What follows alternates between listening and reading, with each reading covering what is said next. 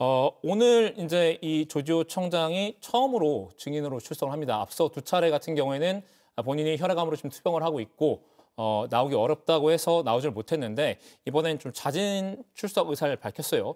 그럼 오늘 출석해서 어떤 진술을 할 것으로 좀 전망이 되나요?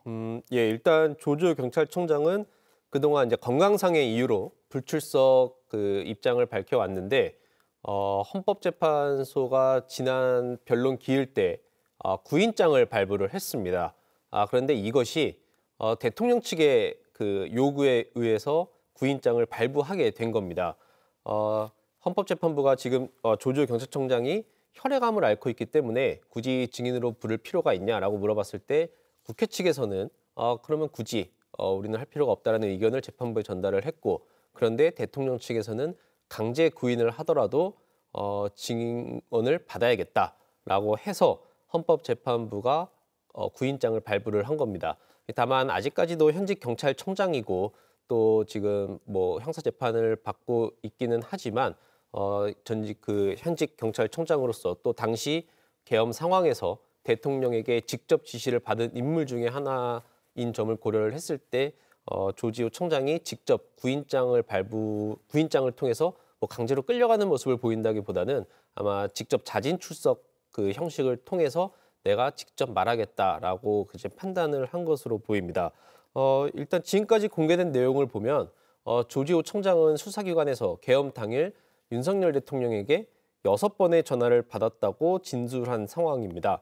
이때 윤석열 대통령이 조지호 청장, 그러니까 조 청장, 국회의원들을 싹 잡아들여 체포해라는 지시를 했다라는 게 조지호 경찰청장의 수사기관 진술 내용입니다. 다만 조지호 청장 역시 형사재판을 받고 있는 상황이고 또 본인의 형사재판에 좀 불리하다라고 판단이 되면 방금 전 이진우 전 수방사령관처럼 답변이 제한된다며 조금 증인을 피할 수도 있기는 합니다.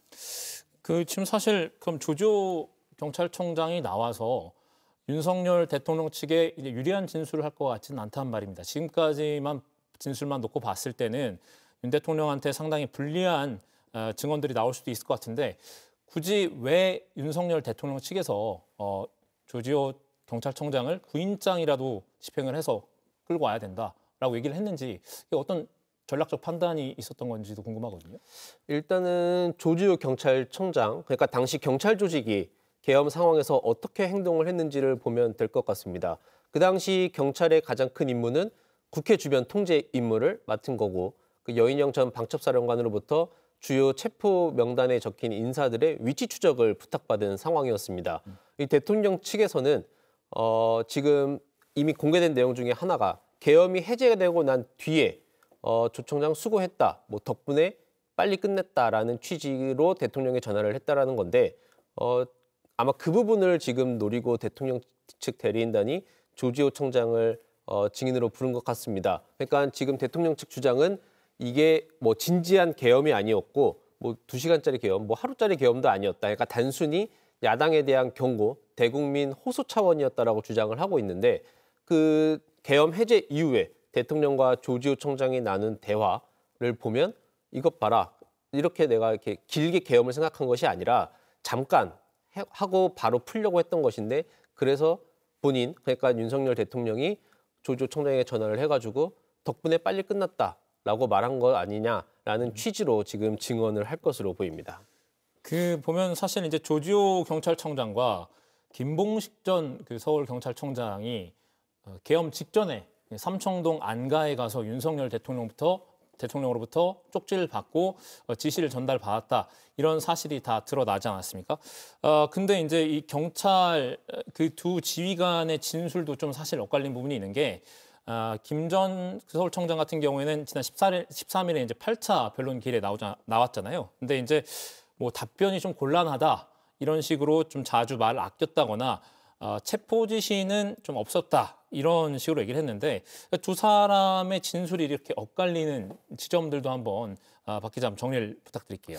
일단 김봉식 전 서울경찰청장 같은 경우에는 국회 봉쇄가 이제 2차례 정도 있었다라고는 인정을 하고 있습니다. 이게 첫 번째는 국회의원들 이렇게 모두 통제를 막은 상황에서 뭐 일부 의원이나 뭐 보좌진들은 뭐 출입을 허가를 했는데 다시 두 번째는 모든 인원이 출입을 못하게 막았다라고 했는데 그 근거로 든 게 그 포구령의 1호 사항입니다. 일체의 정치 활동을 금지한다라는 포구령 1항을 근거로 해서 국회 봉쇄를 했다라는 건데 그 포구령 1호 자체는 지금 국헌 문란의 목적이 있었다라는 내란 혐의를 받는 대통령이 헌법을 위반했다라고 보는 가장 큰 근거 중에 하나입니다.